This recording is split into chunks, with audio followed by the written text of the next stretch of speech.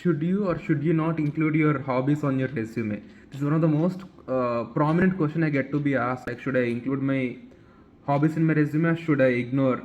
My take on it is you should and you should not as well. I'll give you the reasons. Based on that, you can take a wiser decision. You should definitely include your hobbies if you think it is relevant to the job. Example, you are a lyricist or a songwriter and you're applying for a role like a content writer that is relevant. Second reason would be the conversation starter. See, the resume has to be a conversation starter. Always try to include your hobbies at the end of resume. Be the last thing the recruiting manager or the hiring manager would be seeing. So they would ask you questions about that. That could be the last thing that would be in their mind when they look at you during the interview.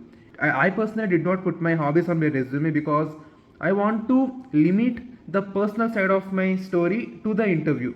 Like when they ask me to introduce myself, then I tell my academic and professional overview in brief, and then I come to my hobbies about writing songs and poems and stuff.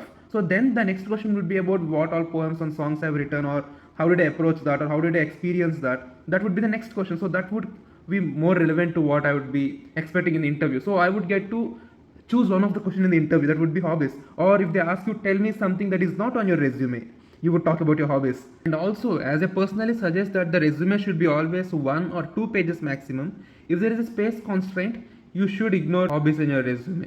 And especially if you're very experienced, like 5 to 10 years of experience, it is pretty obvious you include your hobbies as well, because so you say you're someone who's actually balancing your work and life. Especially if you're applying to a company which has 4 plus Glassdoor ratings, then a person suggests you actually include that. Personally, do not include if it's a very generic hobby.